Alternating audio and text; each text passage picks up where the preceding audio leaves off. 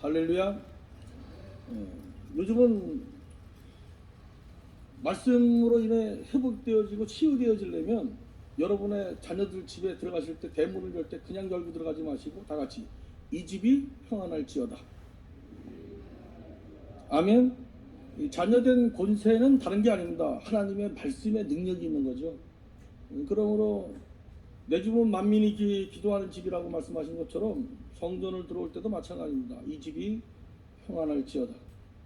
명성교회가 오늘부터 모든 인사가 들어갈 때마다 다시 한번 손을 들어 이 집이 평안할지어다. 아멘. 제가 모태신앙인데요.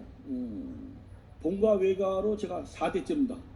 그런데 듣고 그걸로 안 되더라고요. 모든 건 다 실천에 옮겨야 됩니다. 그래서 지금 제가 자꾸 귀찮게 해드리는 것은 오늘 제가 설교 끝나고 이제 나가면 다 잊어버리게 되니까 아예 몸에 그냥 성령으로 체질화되게 이렇게 만들고 가고 싶어가지고 욕심을 부리고 있는 겁니다. 그러므로 손을 드는 연습을 많이 하셔야 됩니다. 우리가 사거리에서 365일 출근 시간에 그러니까 6시 반 전에 도착해가지고 사거리에 7명의 멤버가 서서 합니다. 할 때 제일 중요한 건 손을 들고 할렐루야입니다. 예수를 믿는 사람이든 안 믿는 사람이든 주도권 싸움이거든요. 할렐루야! 그러면 예수 안 믿는 사람들도 이제는 아멘 합니다.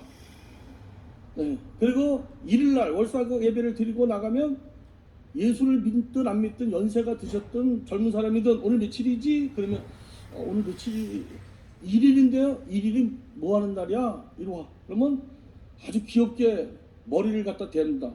그럼 제가 안수기도 하고 축복기도 하는데 이제 한 100여 명으로 늘었습니다.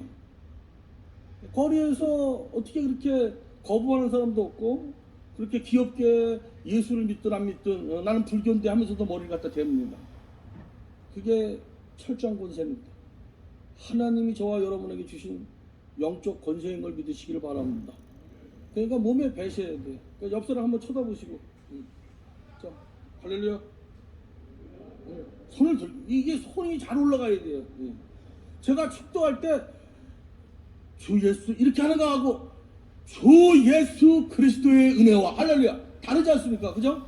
이 눈으로 보는 게 중요한 거거든요. 그러니까 이 축도할 때도 우리 주 예수 그리스도의 은혜와 이렇게 하는 것보다는 주 예수 그리스도의 은혜와 할렐루야. 그러니까 인사했을 때도 거리에서 할렐루야 이런 게 낫겠어요? 아니면 할렐루야 이러면요 그 사람도 깜짝 놀라가지고 아멘 이렇게 됩니다. 다 이해가 되시죠? 다시 옆 사람한테 예, 할렐루야 웃으면서 예, 이제 조금 이제 예, 영성이 예, 회복되고 있습니다. 진짜 목사님을 뵀든 이게 이렇게 인사하는 것보다는 할렐루야 하고 인사했죠. 지금 2분 올라가셨어요? 예, 2분에게 예, 9가지 은사가 임하시길 축복합니다. 다시 한번 손을 높이 들고 할렐루야. 예, 그러니까 버스가 지나가도 할렐루야 이러면 모든 기사들이 다 그러니까 사거리 문화가 완전히 바뀌어 버렸어요. 이게 하루아틀 싸움은 아니겠죠. 그 전에 뭐 경찰이 와서 뭐 여러 가지 난리도 피고 뭐 욕도 하고 뭐 내가 지보다 더 나이를 먹었는데도 뭐 목사인데도 손가락을 막 이러고 돌리면서 머리 회전이 빨라지라고 축복하는 것 같아요. 막 이러면서 막 이런 거예요. 혓바닥을 막 내밀고 가는데 그렇게 내가 좋은가 보다 그 생각을. 나는 너무 좋아하는 피켓 전도를 하면서 선물을 그렇게 많이 받았어요. 그러니까 무조건 추운 날만 기다립니다. 겨울에 제일 추운 날은 생기는 게 10배예요. 그죠? 예수 안 믿는 사람들이 더 갖다 줍니다. 목도에도 모자도 장갑도 신발도 방하나도 사다 주시고 여름에는 장마철이나 제일 더운 날 나가야 됩니다. 그런 날은 절대 지각도 하지 말고 또 미리 들어가지도 말고 그 자리에 지키고 있으면 생기는 게 많아요. 그래서 오히려 고난의 시기에 더 열심을 내야 됩니다. 코로나로 인해서 한국교회가 지금 얼마나 많이 지금 힘듭니다. 재정이 얼마나 줄어들었습니다. 그러나 절대로 환경에 초점을 맞추지 마시고 형편에 초점을 맞추지 마시고 이럴수록 보좌 우편에 서신 예수를 바라보시기를 주님의 이름으로 축복합니다. 사실 주일학교 때부터 사자의 입을 막은 거에 대한 이야기를 얼마나 많이 간사들이 하셨습니까? 그러나 이제 성장해 가면서 우리가 깨닫죠. 사자 입을 막은 그 현상보다 더 중요한 본질은 다니엘이 목숨 걸고 하루에 3번 하나님 앞에서 자기의 입을 닫았다는 겁니다. 우리는 그거에 주목하셔야만 됩니다. 사드락과 메삭과 아벳느고가 평일보다 뜨거운 풀무불에 던져지고 붙들고 있는 자가 먼저 타 죽은 거, 그게 중요한 게 아니고요. 사드락과 메삭과 아벳느고와 하나님이 만세전부터 함께 하셨다는 것, 이것이 말씀입니다. 오늘까지 하나님의 은혜로 살았기 때문에 할렐루야. 그러므로 우리가 식사를 할 때에도 반찬이 먼저 보이게 되면 이게 식탐이 됩니다. 항상 성경을 통해서 말씀을 통해서 봐야죠. 그래야 먹을 때마다 감사가 나오지 않겠습니까?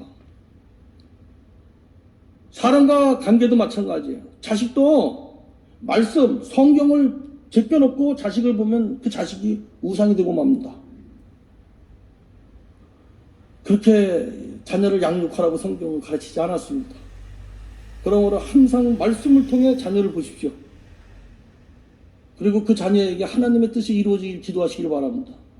이 성경을 빼놓으니까 공부도 못하는 애 서울대 붙여달라고 맨날 금식 기도하고 그렇게 돼요. 아니 공부도 못하는데 서울대를 어떻게 들어가요? 들어가면 자살합니다. 왜? 못 쫓아가니까 신세 타령하다가 그런 경우가 상당히 많았습니다. 저는 공고 출신인데 우리 공고 선배 중에 그 특차로 서울대를 들어간 사람 2명이 다 자살한 이유가 다른 게 아니에요. 서울대를 들어가면 뭐하냐고요. 실력이 안 되는데. 사실 이 코로나 상황이 어렵다, 저는 그렇게 생각하지 않습니다. 성경 전체를 보면 이보다 더 어려운 시대는 많이 있었다는 것이죠. 근데 그때마다 하나님은 더 확실하게 성도들에게 각인시켜 주시고 할렐루야, 간섭의 은총이 그대로 드러나 있지 않겠습니까? 그러므로 우리는 고백해야 되는데 다 같이 코로나가 감사다. 이 환경이 감사다. 왜 감사하냐, 그 이유를 제가 설명을 드리려고 합니다. 저는 가난의 축복입니다. 선치 목사님이 92세에 돌아가셨는데 돌아가시 전에 저한테 그래요.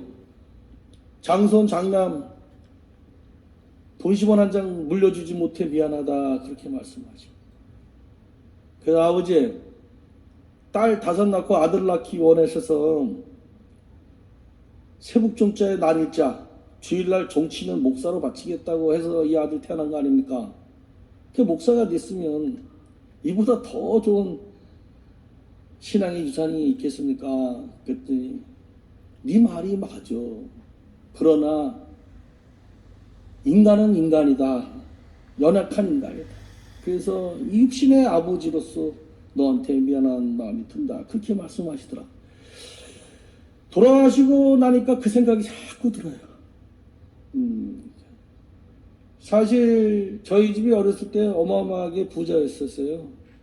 근데 새벽마다 어머니가 새벽 기도를 하시면 갑자기 방언에 나오면서 툭 튀어나오는 말이 뭐냐면 내 집 짓고 네 집 지어라, 이 말씀이 일주일 내내 당신 입으로 나오는데 그 말을 몰랐어요. 이해를 못했어요. 옛날에는 방언하면 이단이라고 그랬잖아요. 그래가지고 집을 3번이나 지려고 하다가 다 실패하시고 그냥 서울로 그냥 도망치듯이 이사를 올라온 경험이 있습니다. 그래서 저는 지금까지도 제 이름으로 집을 갖고 있지를 않습니다. 왜냐면 지금 교회 보증금 1,400만 원 지금 21년 그 한 건물에 있습니다. 월세가 170만 원인데 그 1,400만 원이 제가 63년 동안 모아놓은 전 재산입니다. 우리 노예에서 보니까 제가 제일 가난하더라고요. 오히려 통장은 마이너스 3억이고. 근데 감사한 게 이렇게 가난하다 보니까 마포에서 첫 번째 겨자씨 교회를 개척하고, 그리고 이제 두 번째 개척한 것이 대명교회입니다. 개척할 때부터 지금까지 이제 사례비를 받을 수가 없는 형편이었어요. 그래서 늘 노점, 돗자리를 길에다가 깔아놓고 호루라기 불면 짐 싸가지고 도망가는 그 생활을 30여 년을 했죠. 몇 년 전에는 졸업식장 꽃장사를 했는데 정말 힘들어요. 왜냐하면 각 학교의 정문에 제일 중요한 자리를 차지하려는 싸움이 엄청나거든요. 아주 흉측합니다. 그 목사가 먹고 살려고 꽃장사를 다니고, 낮에는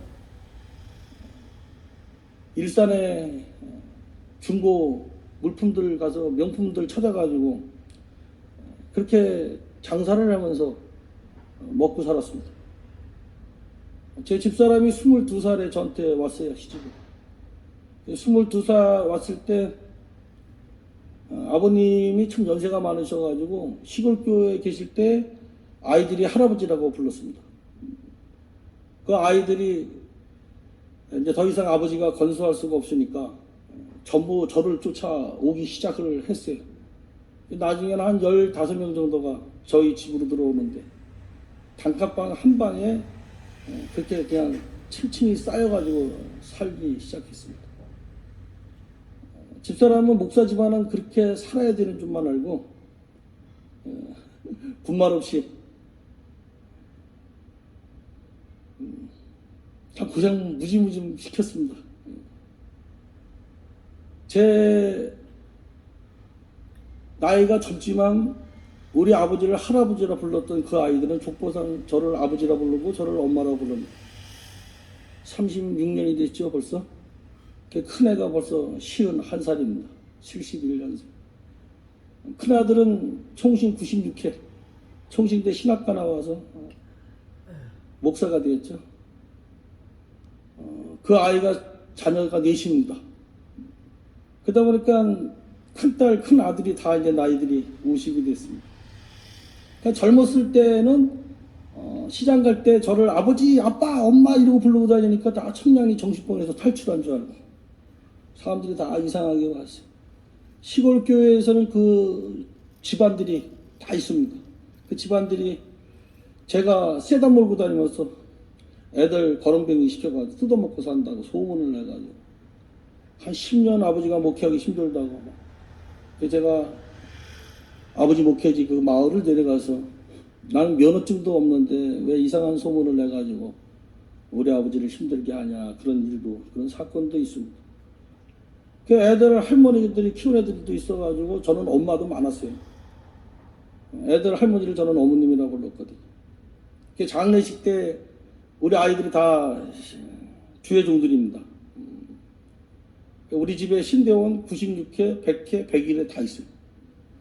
그러니까 저 서대문의 동산교회 담임 목사님, 우리 애가 거기 9년 동안 유치부 전도사로 있었는데 돌아가셨다고 하니까 장례식장으로 왔어요. 근데 제가 상주로 앉아 있으니까 권사님들이 또 워낙 또 주님이 책임지시잖아요. 아니 한나가 어쩌고 저쩌고 하고 막 이러더니 또 뭐 아니 이삭이를 뭐 누가 뭐 들려 제 귀에 90에 낳았다는 둥 막 이러면서 살아가. 근데 저 목사님은 얼마나 성령 충만하면 늙지도 않았냐 이런 얘기를 하고 있습니다. 거기 권사님들은 지금 제가 거기 아들인 줄만 알고 가짜인지 모르고. 그 이제 큰아들이 결혼할 때 독산동에 있는 성천교회 목사님이 집내 기도하러 오셨는데 올라가면서 그냥 올라가시지. 우리 부부가 앉아있는 쪽을 고개를 이렇게 돌아보다가 입이 쩍 벌어지셨는데 그 입이 안 닫히시더라고. 너무 놀래가지고. 그래서 나중에 큰며느리한테 그 목사님한테 설명 잘해드려라 라고 하는 그런 엄청난 사건들을 많이 겪어왔습니다. 막내딸 하나만 제 피부칩니다. 사실 아이들하고 내 새끼 구분 안 하려고 그 아이 태어나기 전날 저는 아버지를 보증인으로 병원에 데려가서 수술을 해버렸습니다. 우리 아이는 다 그게 친오빠 친언니인 줄 알고 태어나서 초등학교 2, 3학년 때 누가 가르쳐주는 바람에 그때부터 이제 이 아버지가 이제 죽일 놈이 되기 시작하는 겁니다. 가짜 때문에 아버지가 나를 밀어냈다. 그런 생각을 하게 됐죠. 근데 그때까지도 제 딸이 한쪽 눈이 안 보인다는 걸 몰랐어요. 뱃속에서부터 그대로 퇴화된 상태에서 나온 걸 몰랐어요. 그 초등학교 담임 선생님이 알려줘가지고 병원에 가봤더니 한쪽 눈이 안 보이는 거예요. 제가 21살 될 때까지 얼마나 아버지를 원망했겠습니까? 한국 성서대학교 다닐 때 그 목사 자식들은 교수님 상담을 한 명을 정해줬어요. 왜냐면 목회자 자녀들이 상담할 때마다 아버지 죽이고 싶은 사람들이 그렇게 많더라고요. 여러분 목사 자녀들은 정말 여러분이 알지 못하는 스트레스가 있고 많아요. 기도 많이 해주셔야 됩니다. 하여간 목사 자녀가 얻어터지면 교회는 부흥합니다. 그런데 누구 하나 때리면 교회 문 닫게 되거든요. 그러니까 목사 자식으로 산다는 게 이게 아주 보통 게 힘든 게 아닙니다. 근데 21살 때 강남에서 나색이 유행할 때가 있었어요. 제가 사무장을 알아가지고 우리 교회 전도사하고 딸하고 보냈는데 나는 그래서 이 안 보이는 쪽은 안 할 줄 알고 한쪽만 할 줄 알았는데 이걸 양쪽을 다 이렇게 했나 봐요. 그때부터 눈이 보이기 시작한 겁니다. 기적이 일어나기 시작한 거죠. 여러분 이 세상 공짜는 없습니다. 죽어라 하고 주를 위해 사는 것 같아도 사실은 하나님이 나를 사용해 주시는 거죠. 그 이유는 복 주시기 원하시기 때문인 것입니다. 그 가난이 점철되어 살아왔기 때문에 저는 가난이 뭔지 이제 몰라요. 워낙 가난하게 살았거든요.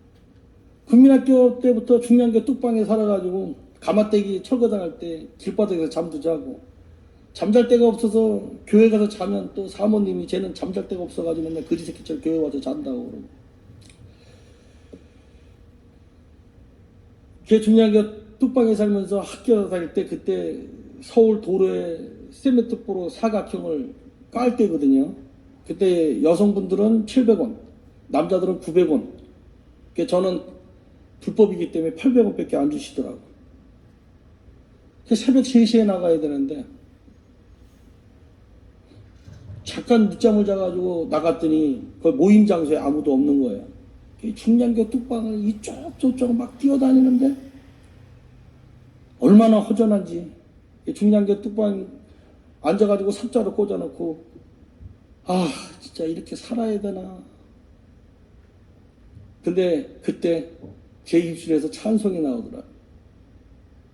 먼 하늘 이상한 구름만 떠도 행여나 내 주님 오시는 가해. 고개 들고 벌림을 눈물이 쭉 흐르더라고. 그래, 죽을 마음 갖고 살자.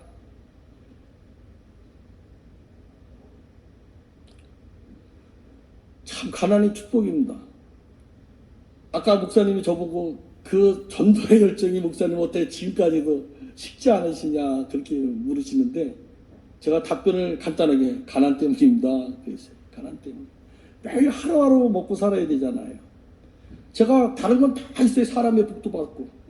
없는 건 돈이거든요. 가오는 있는데 돈만 없는 것뿐이죠. 그 돈이 없는 게 얼마나 감사하냐면요. 제가 늘 밤 한밤중에 일어나서도 혼자 있을 때 부르는 찬송이 복음성가가 하나 있어요. 주님만 사랑하며 정말 힘들고 참 죽지 못해 살 때 이 찬양을 불러요. 주님만 의지합니다. 주님만 따르렵니다.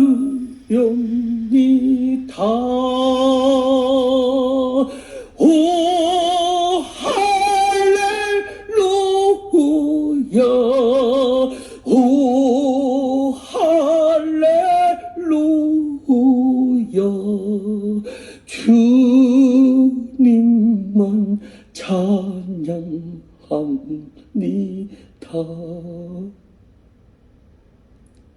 눈물이 그냥 이 찬양 부르면 진짜 너무 힘들거든. 아무리 목사라고 해도 정말 하루하루가 힘들어. 그러면 늘 이 찬양을 부르요. 주님만 사랑합니다. 그분이 이 찬양을 부르고 한바탕 울고 나면 이 똑같은 내용의 의미 바뀌어요. 주님만 사랑합니다. 할렐루야, 주께서 내 길 예비하셨네. 나의 구원 되신 주님만 사랑합니다. 할렐루야. 사거리 나가서는 이렇게 부르는 거예요. 사거리 나가기 전까지는 주님만 의지합니다. 새벽 3시, 2시 일어나면 그렇게 기도하는 거예요. 그리고서는 새벽 기도 인도하고 아침 식사를 다 같이 하고, 그리고서 이제 교통 지시봉을 들고 야광 옷을 입고 사거리를 나갈 때는 의미 바뀝니다. 주님만 사랑합니다. 할렐루야, 주께서 내 길 예비하셨네. 나의 구원 되신 주님만 사랑합니다. 할렐루야. 그 사거리의 분위기를 바꾸기 시작하는 거예요. 지나가는 버스마다 할렐루야 손을 들고 사랑합니다. 뭐 손가락을 돌리든 뭐 다 저는 그걸 뭐 예수의 이름으로 다 축복 바꾸면 되는 거예요. 그 사람이 뭐 저주를 해도 축복으로 바꾸면 되는 것이고, 예. 욕을 해도 더 좋은 부활을 얻는 기회가 또 왔구나 힘있게 하는 겁니다. 지나가는 분들마다 할렐루야 오늘도 승리합시다 해요. 그 이제 시간이 많이 갔잖아요. 몇 년 호구조사를 다 했습니다. 그래서 60년부터 다 여동생 삼아가지고 오빠라 부르라 그래가지고, 예. 사거리에 그냥 남매들이 맨날 만납니다. 오빠 이러고, 야 너 사거리에 목사 오빠 두니까 좋지? 응 엄청 좋아요 막 이래. 그러면 오빠 동생 된 1주년 기념 선물 사오고, 예. 2주년 기념 선물도 사오고, 예. 완전 사거리가 가족이 되고 있는 상황이죠. 사랑하는 성도 여러분, 힘들다고 주저앉지 마시고 평일보다 7배나 뜨거우면 주님이 나와 함께하니 증명되어지는 세상 모든 사람들에게 바이블로 읽혀질 수 있는 기회인 것을 여러분 놓치지 말기를 주님의 이름으로 권면합니다. 간증 다 끝났습니다. 지금부터 시청과 교육을 빨리 시키고 제가 이제 서울로 올라가려고 합니다. 자리에 일어서셔서 옆으로 좀 이렇게 양쪽으로 좀.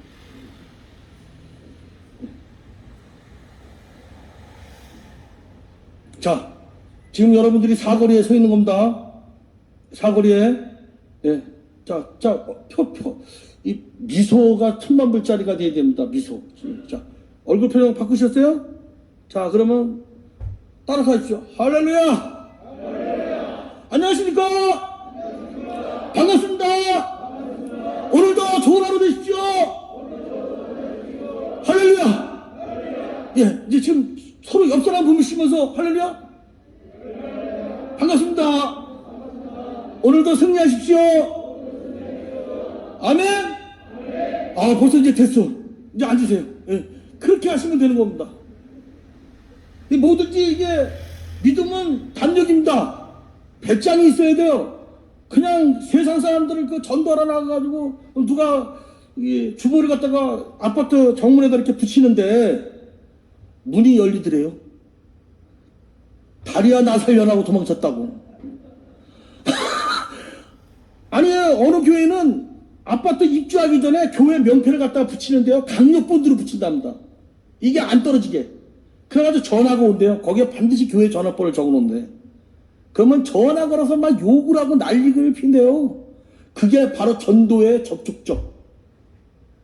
그 집을 찾아가서 죄송하다고 과일 상자 내놓고 막 미안합니다 이러면서 방으로 들어가가지고 차 한 잔 얻어 마시고 나온다고 그러더라. 위기는 기회입니다. 그러므로 이 코로나 시대에 사람들이 얼마나 쓸쓸하고 이렇습니까? 제가 전도하는 중에 저를 제일 반갑게 맞아주고 선물을 주는 사람이 다 누구냐면 외국인들입니다. 교포들입니다. 그분들은 너무 외로운 거예요, 타국이. 근데 사거리에서 제가 엄청 잘생겼지 않습니까? 제가 여러분 담임 목사님보다 잘생겼죠? 야, 이거 손님 대접할 줄 모르네. 야. 아니, 지금. 다시 한 번. 제가 여러분 담임 목사님보다 어떻게 잘생겼죠? 예수 마음을 좀 가지고 사셔. 예. 이 사거리에서 못생긴 사람 이쁘다 그러면 얼마나 좋아하는지 몰라요? 식당 가면 이쁜 사람 부르지 마세요. 그 식당에서 아줌마 중에 제일 못생긴 아줌마를 불러가지고 이쁘다 그래봐. 반찬 한 가지가 더 오지. 그러니까 우리가 말구제, 돈도 안 드는 거예요. 사거리에서 피켓 하나 들고 할렐루야 안녕하세요 오늘도 좋은 날입니다. 맨 처음에는 뭐야 하고 피해갑니다. 욕도 합니다. 그러나 365일 쉬지 않고 나가면 그 사람들 감동됩니다. 진짜 미친 사람이다. 그러면 이제 접근해 옵니다. 아저씨, 그러면 옆에 있다가 제 큰딸이 그래요. 아저씨가 아니고 목사님이세요. 이래. 그러면 에? 목사님이 여기 왜 아니야. 목사님이 아니고 목사가 여기 왜 나왔어? 아니 그 목사가 나와야지 누가 나옵니까? 했더니 다 시키기만 하지. 담임 목사가 나오는 건 본 적이 없는데 막 이런 사람도 있어요. 한국 교회가 문제가 심각한 거죠. 예수님이 앞장서시니까 우리가 날마다 승리하는 겁니다. 제가 이 교회 와서 한 바퀴 삥 돌면서 화장실 가면서 다 구석구석 쳐다보고 느낀 게 뭐냐면, 돈 안 들이고 그 돈 갖고 선교 부지하기 바쁜 교회구나, 이 인상을 확실하게 받았어요. 남들은 그 좋은 크리스탈로 바꾸기 바쁜데 여기는 그냥 마르고 닳도록 살 거 그 돈 가지고 한 집이라도 더 부지하자, 선교하자. 그 마음에 하나님의 능력이 임하길 주님의 이름으로 축복합니다. 한 가지 더, 지금부터 제가 드린 말씀대로 어느 집을 가든지 문을 열고 들어갈 때 다 같이 이 집이 평안할지어다. 자, 다시 한번 손 내리시고 다시 한번 손을 올리면서 이 집이 평안할지어다. 이미 복 받은 거를 믿고 그렇게 하셔야 자신감이 있는 거예요. 그 다음에 사거리에서 장소를 잘 보세요. 사거리 어디가 내가 서 있을 자리인가, 한 자리를 딱 잡고 피켓을 옆에다 이렇게 세워놓든지 걸어놓든지 목에 걸든지 해놓으시고 할렐루야 안녕하세요 반갑습니다 오늘도 승리하세요 조심하세요 이거부터 시작하십시오. 그러면요 여러분이 변하기 시작합니다. 제가 전도하면서 제일 혜택을 누리는 사람입니다. 하나님이 저부터 바꿔주시더라고요. 제가 집사람하고 대화를 하고 있더라니까요. 어느 날부터 먹고 살고 목회하기 힘든데 마누라하고 얘기할 시간이 어디 있어요. 저는 TV가 없어서 TV도 안 보고 삽니다만은, 그렇다고 해서 집사람하고 대화하는 시간은 별로 없었어요. 근데 어느 날부터 제가 변했어요. 집사람하고 대화를 하더라고요. 손주들을 무릎에 앉혀놓고 대화를 하기 시작하더라고요. 제가 손주가 6명이에요. 사위가 하나, 며느리가 둘. 대화를 하더라고요. 제가 변하더라고요. 그리고 아무리 힘들고 어려워도 전도 나갈 때는요 밤새도록 끙끙 앓다가도 힘이 나요. 제가 전도를 하는 게 아니고 성령이 하시는 겁니다. 비가 오잖아요. 그 전에 전도자 엄청 한 사람이에요. 아버지 그 시골교회 전교생이 중학교가 320명인데 제가 285명이 우리 교회, 아버지 교회로 다 토요일마다 몰려왔어요. 춘천에서 그 선교단, IVF 선교단체가 와서 선교 공부를 할 정도로 무지무지 전도의 역사를 일으킨 사람이죠. 엘리야 그 선교회 저 원주 그 이단들이 기타 치면서 지하철 전도할 때 제가 시골에 중학생 애들을 차에다 싣고 올라가가지고 지하철마다 뒤집어 오는 사람 중에 한 사람입니다. 제가 그들하고 싸우느냐고. 그런데 옛날에는 비가 오면요 그 핑계대고 전도 안 했어요. 여름에는 덥다고 살 탄다고 방학했습니다. 그런데 이 피켓 전도가 시작된 거는 제가 계획한 게 아닙니다. 집에서 가만히 있다가 핸드폰을 쳤는데 최춘선 목사님이 또 뜨더라고요. 근데 그날은 뭐가 보이냐면 전도하시다가 기차 1호선 그 수원역 그 의자에 앉아서 돌아가셨다는 내용이 딱 보이는 거예요. 그거를 딱 보는 순간 내가 목회를 이렇게 끝내야 되나? 내가 60을 이렇게 맞이해야 되나? 이런 생각이 그때 들더라. 우리 애할아버지가 김일성 장로님이에요. 실제로. 북한에서 지하교회 인도자로 단 한 번도 예배를 중단하고 빼먹은 적이 없으시답니다. 나중에 중국의 이모한테 들은 얘기입니다. 근데 누가 밀고 해가지고 총살을 당하셨거든. 제 마음에 그런 거예요. 외할아버지 장로님도 총살을 당하고 순교까지 하는데 내가 목회를 이렇게 해야 되나. 그래서 제가 에이 된장 하면서 일어났어요. 그리고 교회 띠를 두르고 공원으로 나갔습니다. 공원에 나가니까 할아버지 할머니들이 앉아 계시더라고요. 할아버지 할머니하고 수다 떨어주고 들어주고 어깨 주물러 드리고 그렇게 다시 전도를 또 시작했습니다. 근데 지하철 입구를 어느 날 가는데 그 국회의원 당선됐다고 피켓 들고 이러고 있더라고요. 그때 내 머리에 딱 스치는 게 저 피켓에다가 글씨만 바꿔 놓으면 저 괜찮겠다. 그래서 제가 국회의원 그 사람이 서 있으라고 사진을 찍었어요. 가만 좀 있어 봐봐. 그래서 사진을 찍었습니다. 그리고 출판사에 다니는 작은 며느리한테 보여줬어요. 너 이거 만들어줄 수 있겠냐? 내가 문구는 내가 보내줄 테니까. 했더니 한번 만들어 볼게 해서 만든 게 오직 예수 피켓입니다. 제가 알기로는 아마 전 세계에 아마 거의 200군데에서 똑같이 피켓 전도를 지금 그걸 하고 있다고 저는 알고 있거든요. 왜냐면 한 군데를 제가 뭐 모르는 분인데 소개했더니 거의 주문량이 있잖아요. 거기서만 주문하는 건 아니거든요. 그래서 피켓이 시작된 겁니다. 그래서 제가 피켓 전도, 그 다음에 성도들의 간증, 두 번째 책 피켓 예수, 그리고 에피소드를 중심으로 이번에 세 번째 피켓 전도 행전을 저는 책 쓸 줄 몰라요. 무식해가지고요. 근데 그 출판하시는 목사님이 강권적으로 다듬지 않은 보석이 좋다고 꼬셔가지고 제가 책을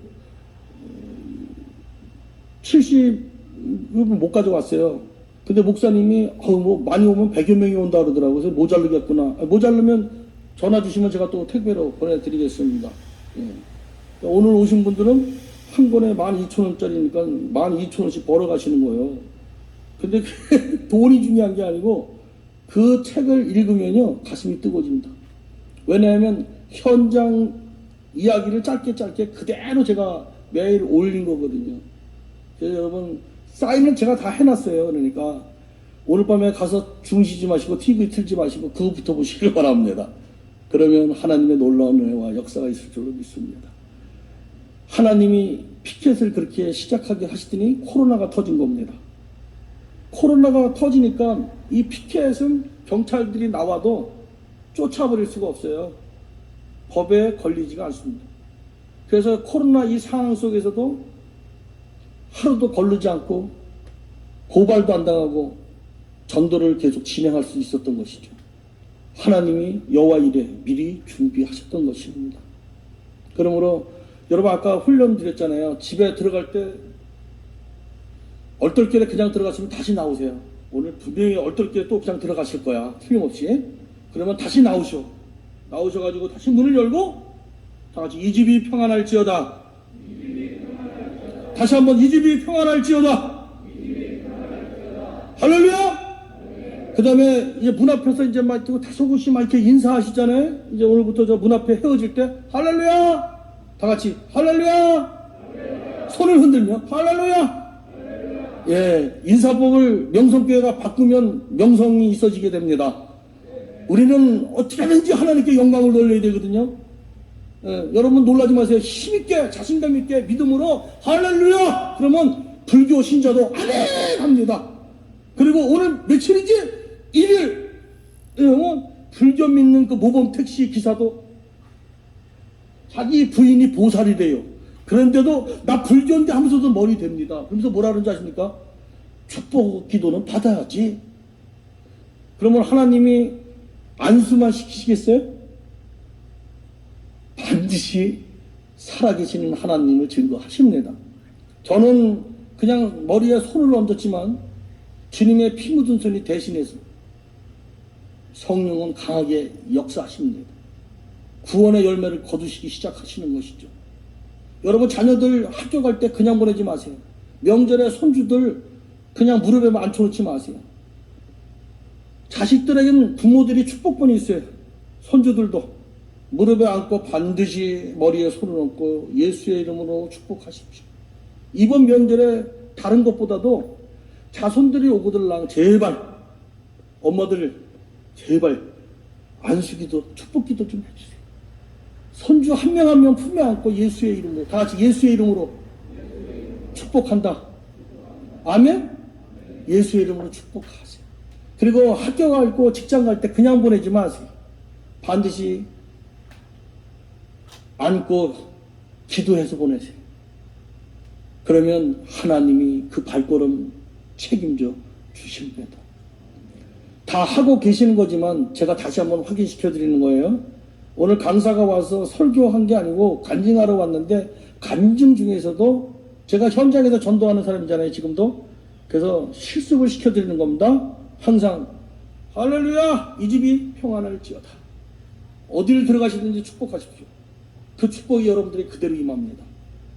그리고 누구를 만나든지 헤어지든지 할렐루야 할렐루야 오늘도 좋은 날입니다. 힘내십시오. 조금만 더 힘내십시오. 그게 다 예수의 이름으로 축복인 것입니다. 버스 기사 지나고 인사 몇 년 돼도 안 하는 사람 있어도 저는 분명히 축복합니다. 목사가 거수경례하는 게 이게 거수경례가 아니요 예수 믿을지어다 이겁니다. 아까 여러분이 보혈의 기도했잖아요. 나와 내 가정과 신앙 공동체를 대적하는 이 더러운 영들아 내가 보혈의 능력으로 예수의 이름으로 명하노니 영원히 내 영역에서 떠나갈지어다. 아멘. 여러분 우리는 보혈의 능력이 있는 거잖아요. 예수의 이름으로 얼마든지 축복할 수 있고 얼마든지 명령할 수 있는 사람들입니다. 그러므로 누가 아프다 그러면 손부터 갖다 대십시오. 저 그 앞에 성경책이 아픈 사람이요. 저 앞에 있는 성경책이 자, 나 감기 걸렸나 봐. 자, 감기 걸렸나? 아, 다시 손 내려놓고 감기 걸렸나 봐. 그러면 손부터 가야 된다고. 다 같이 이제 나 감기 걸렸나 봐. 예수의 이름으로 치유될지어다. 아멘. 그리고 누군가 이게 눈동자가 이게 흐리멍텅해가지고 이게 좀 귀신이 좀 왔다리 갔다리 하고 있는 것 같으면 자, 하고 있는 것 같으면 내가 예수의 이름으로 보혈의 능력으로 너를 저주하노니 대적하는 영들아 네가 가져온 더러운 질병과 가난한 문제들아 다 가지고 즉시 떠나갈지어다. 아멘. 그냥 힘있게 선포해야 되는 거예요. 그게 보혈의 능력입니다.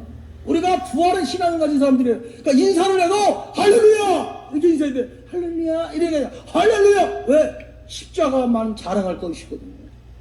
그 어느 집에 들어가든지 하나님의 약속 있는 말씀입니다. 우리는 언약 백성입니다. 이 집이 평안할지어다. 아멘. 다시 한번 아멘 하십시오. 이 집이 평안할지어다. 아멘. 그대로 임하는 겁니다. 성경대로 임합니다. 제가 김정희 목사님을 참 존경하는 부분이 다른 게 아니에요.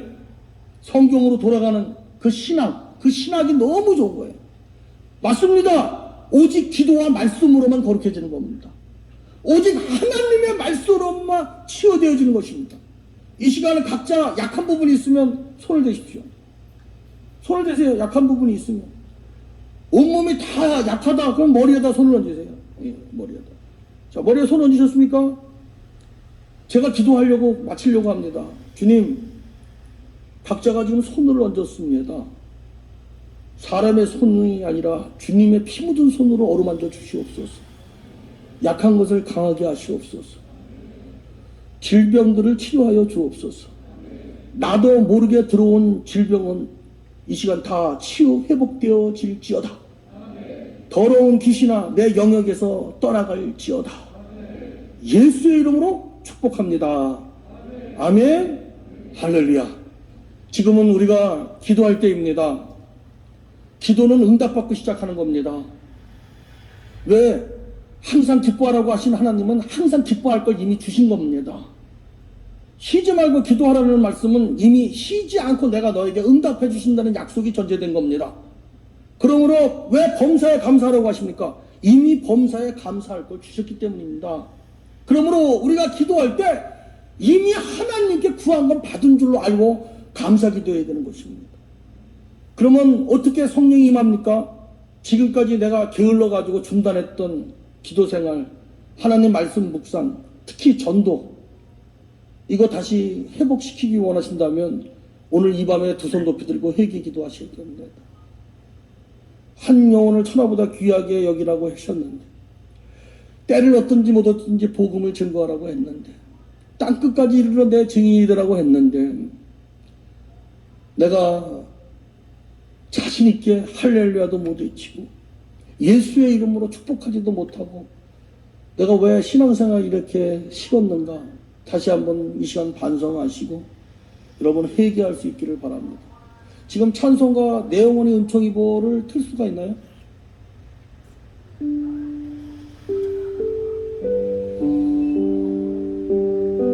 다 옆으로 나와서 이 찬송을 부르고 우리가 두 손 높이 들고 하나님 앞에 회개의 기도를 드립니다.